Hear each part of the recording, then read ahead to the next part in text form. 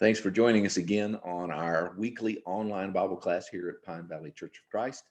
And we are continuing our study of the book of Ecclesiastes. We'll be picking up with the last part of chapter 9, going through chapter 10, as he continues to share with us not only the futility of life under the sun, in other words, looking at life and this world from man's point of view, and challenges us to truly look at it from God's point of view. And even in dealing with the chaos of this world that is made that way because of humans' sinful nature, their selfishness, there are still wise ways in which we can deal with that, though we have to suffer through it in the life in which we live. Let me get our PowerPoint presentation up here, and we'll go from there.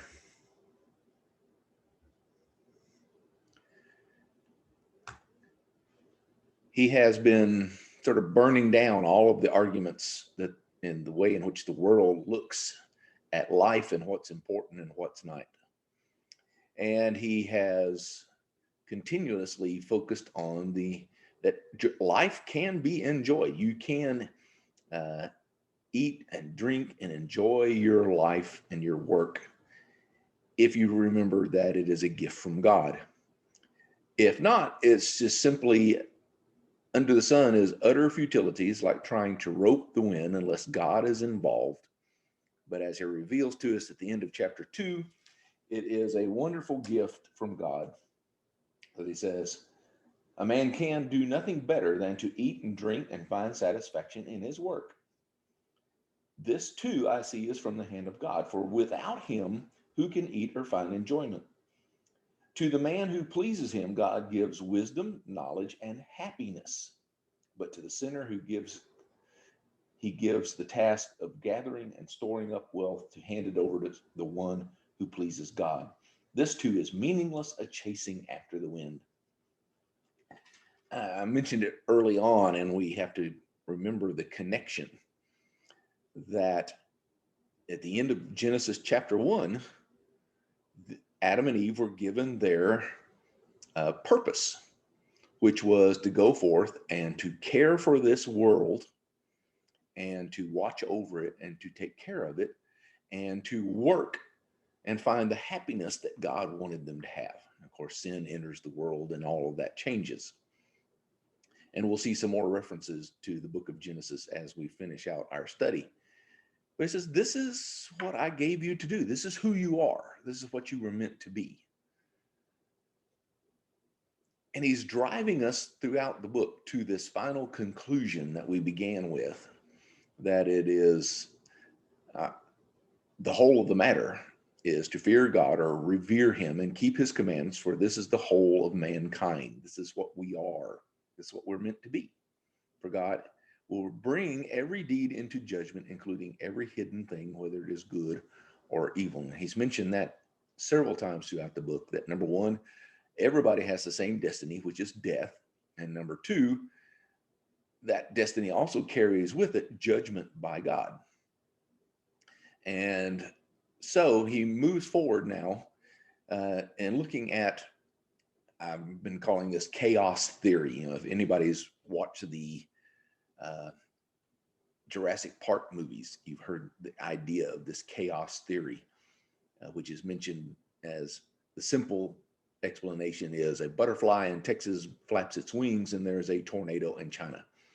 And they don't seem like related elements, but the idea of chaos theory is that there is a tie-in between what seem to be random events and random systems, which actually control them. And this has been described through the book of Ecclesiastes, especially in chapter 3, where God mentions that there is a season for everything. And all of these things have been put into place by God, though he has allowed it to be subject to the free will of human beings, as well as the consequences of our decisions and our actions in our world. And that is what he has already been discussing in chapter 7 and 8, here in the first part of chapter 9. It's all about even though God has put these things in place, depending on what we choose to do, chaos can happen in our lives. And this is an extension of the last part of chapter 9, verses 7 through 10 that we looked at in the last lesson, where he says, "Go eat your food with gladness and drink your wine with a joyful heart, for it is now that God favors what you do. Always be clothed in white, always anoint your head with oil, enjoy life with your wife, whom you love all the days of this meaningless life that God has given you under the sun. All your meaningless days, for this is your lot in life and in your toilsome labor under the sun. Whatever your hands find to do, do it with all your might, for in the grave where you are going, there is neither working nor planning nor knowledge or wisdom." He says, once you die, there's nothing else you can do, and there's nothing you can do to change what has happened in this world and in this life. But while you're here, he even says back in verse 4, but if as long as you're alive, there is hope. But he says, even if you choose this life of contentment, which is described in these verses, there's still going to be chaos in your life because of the world you live in and the other people who live in it and the decisions that they make. And so there truly is chaos under the sun, even though we live in the seasons of life and everything ultimately is under the control of God and his plan and his purpose. But he allows us to make these decisions about things we do, things we think, and things others do and think. And those can often affect us greatly in our life, which can lead to chaos. And so he says, well, let's look at wisdom as it is affected by chaos. And the last part of chapter 10 and or 9 and the first verse of chapter 10. And he begins with, the race is not to the swift, the battle not to the strong, nor does the food come to the wise, wealth to the brilliant, or a favor to be learned, but time and chance happen to them all. Sometimes we're just in the wrong place at the wrong time, or we're in the right place at the wrong time. And time and chance happens, and it can lead to, in terms of if you're driving a car and somebody else swerves into your lane, it can do great physical damage to your body and even death. Nothing to do with you, but with what happened with the other person or other things that are going on around.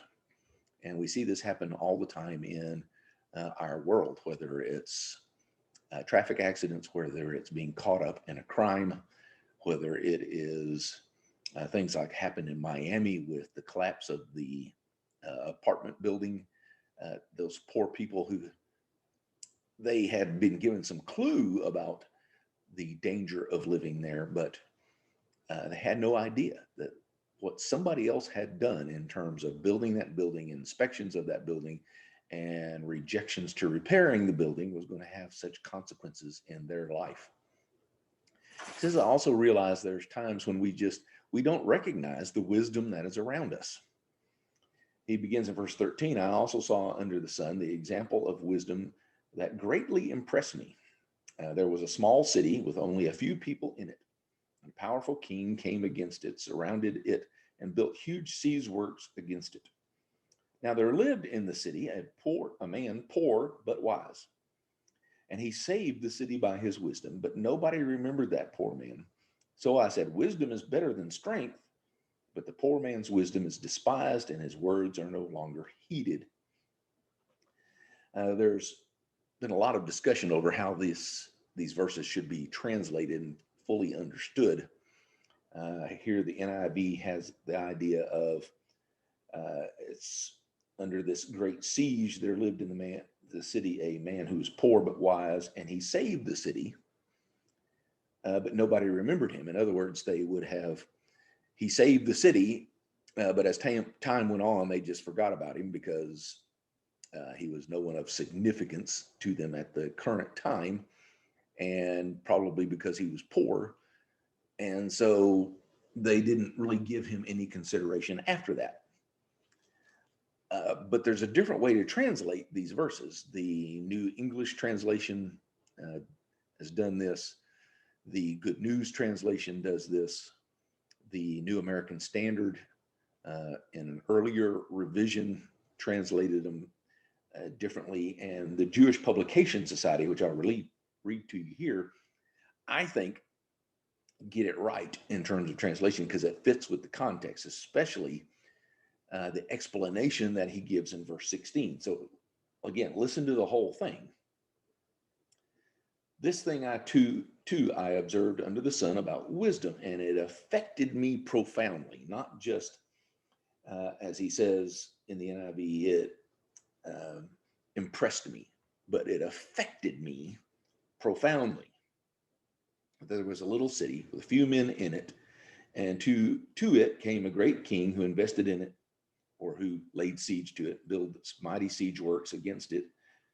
And present in the city was a poor wise man who might have saved it with his wisdom, but nobody thought of the poor man. In other words, there was someone there that had the wisdom to help them and to save them from this situation at the time. But because he was a poor man, they didn't even think to ask. And that fits more properly with verse 16, which is the conclusion of what he concluded from the situation. That I observed, wisdom is better than valor, but a poor man's wisdom is scorned and his words are not heeded.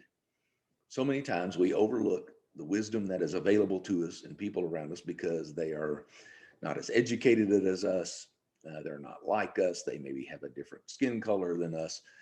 They're of a different socioeconomic situation than us.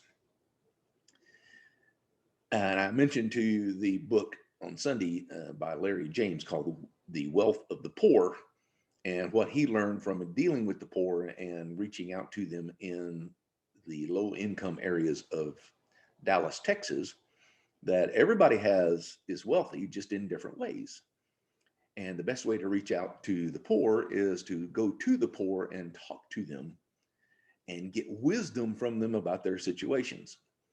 We learned this also in Winston-Salem when I was there, and we were beginning a Spanish-speaking ministry. And we were told early on, as I discussed with other Spanish-speaking ministries around the country, and especially those that were led by Spanish-speaking, or Hispanic people. And one of the individuals, Sam Gonzalez, told me, he is from Mexico, and he said one of the big problems in starting these kinds of ministries is we want to come in as the great white savior or hope.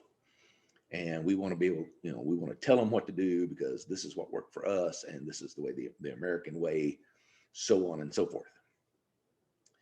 And we started out that way, but we had some people move into the congregation who decided, no, we're the ones who are well off. We're the ones who have done well in life. We need to be, we should tell them what to do. And so there was a struggle for a time. But a few years later, it finally came to the situation where a decision had to be made. And we gave more of the control over to the Spanish-speaking people in handling their own ministry. We turned that particular church building over to them and gave them the responsibility of taking care of it. The congregation that I had moved to, we helped support them and support the ministers because they couldn't do that on their own. And we provided some oversight and wisdom to the ministers as elders of the other congregation. But we kept encouraging them to grow and to mature and get to the point where they appointed their own elders and deacons.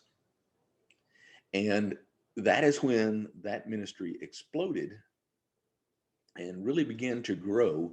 And they now have their own elders and deacons, and they are still supported by other congregations. But they're depending on their own wisdom and understanding of their lives, their circumstances in this world and in America. And they understand it better than we do. And we need to recognize where that is available to us out there in the world and not just dismiss it because a person is poor or the color of their skin or where they're from or how much money they make. And that's what he is talking about here in these verses in chapter 9. And he says, and this kind of attitude leads to uh, people not listening to the words of the wise. Uh, they should be listened to, but those that shout loudly their foolishness are often the ones who are listened to, verse 17. And even though wisdom is more valuable than weapons of war, a single sinner can destroy much. It is a horrible thing what chaos and sin and selfishness can do in this world, and even in our own lives, no matter how wise we are trying to be.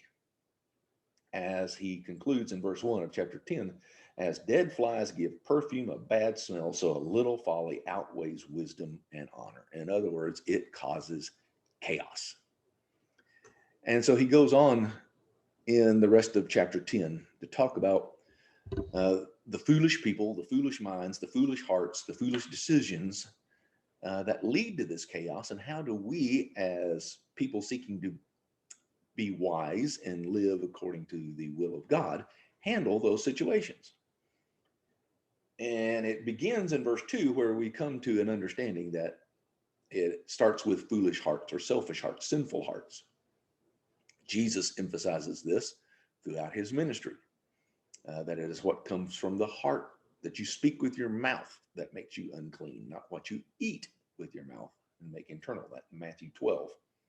The whole Sermon on the Mount is based on what is coming from your heart, what is in your heart. And he begins at verse 2 of chapter 10 here in Ecclesiastes, the heart of the wise inclines to the right and the heart of the fool to the left.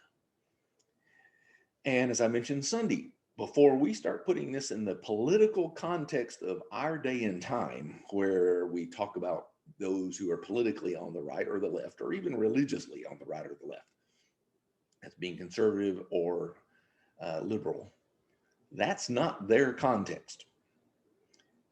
What Solomon is referring to is that in their day and time, if you were favored by the king, you were put on his right hand. And if you were not favored by the king, you would be put on the left hand.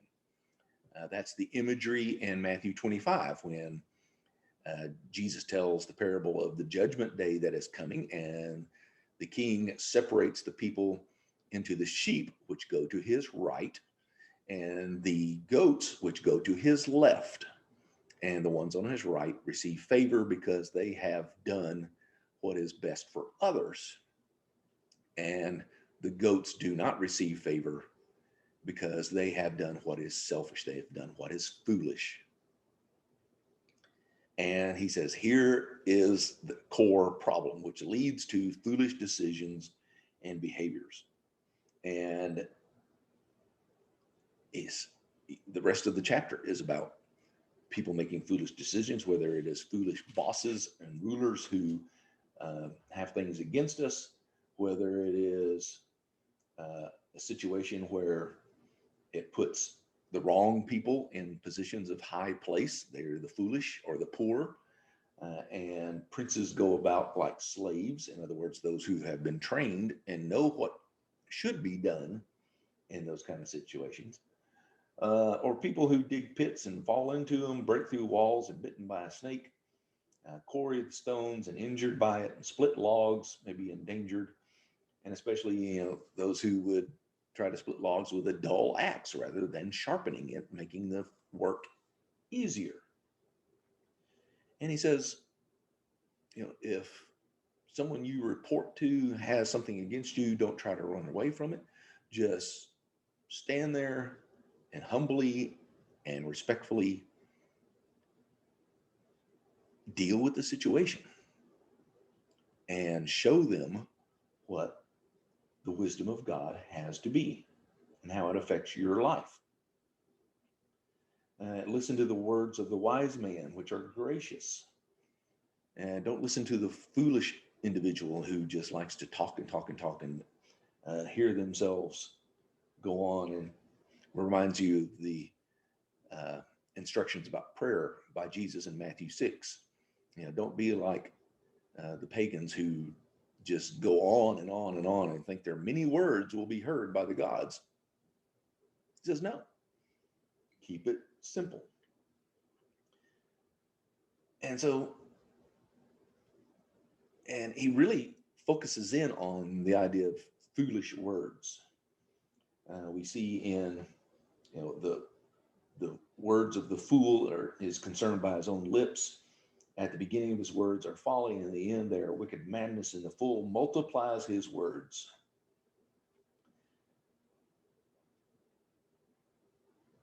He even concludes the chapter in verse 20, do not revile a king in an hour, even in your thoughts, or curse the rich in your bedroom, because the bird of the air may carry your words, and the bird on the wing may report what you say.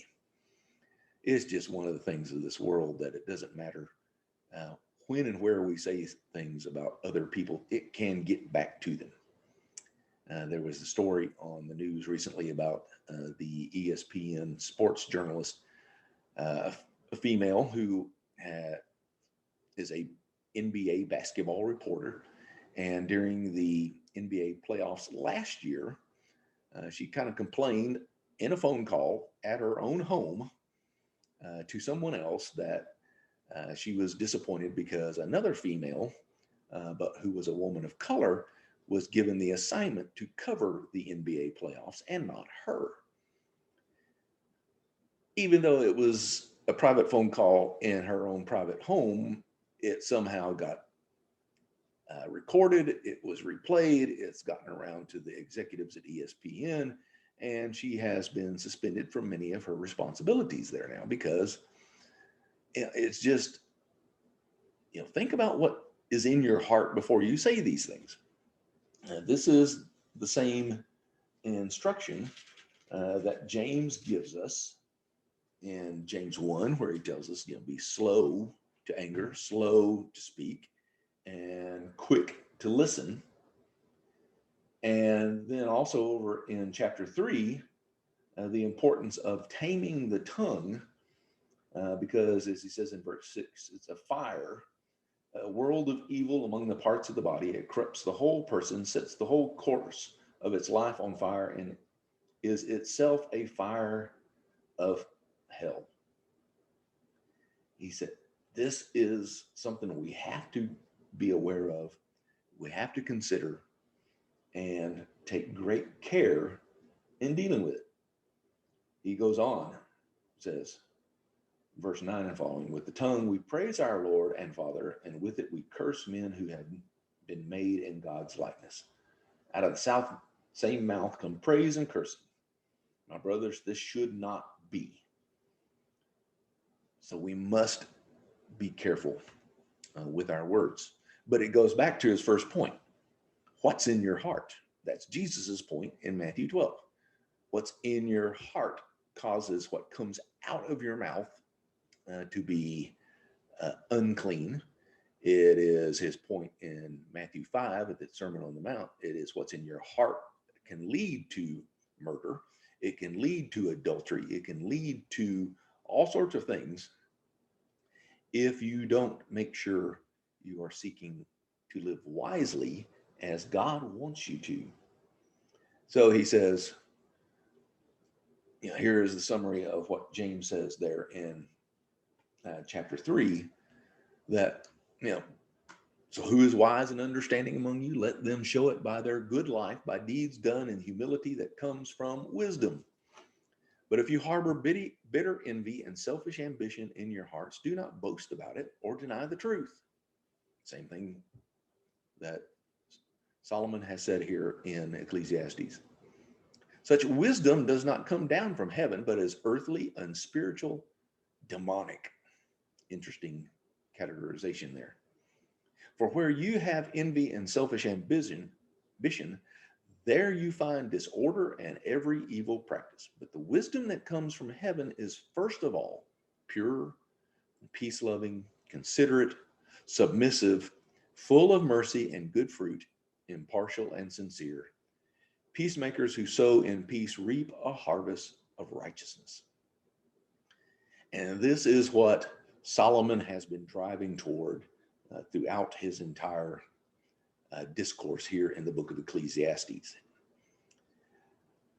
I encourage you, when we get done with our study of Ecclesiastes, to go back and read the book of James. It's like James, the brother of Jesus, took the teachings of Solomon in Ecclesiastes and the teachings and life of Jesus that he witnessed himself, and puts it all together in this nice, short, concise letter that he writes that we know as the book of James. It is uncanny, the parallels that there are here between Ecclesiastes and the life and teachings of Jesus, putting it all together. So that's a later exercise for you, and I hope that you will do that. So as we come to the end of our study today, I encourage you to be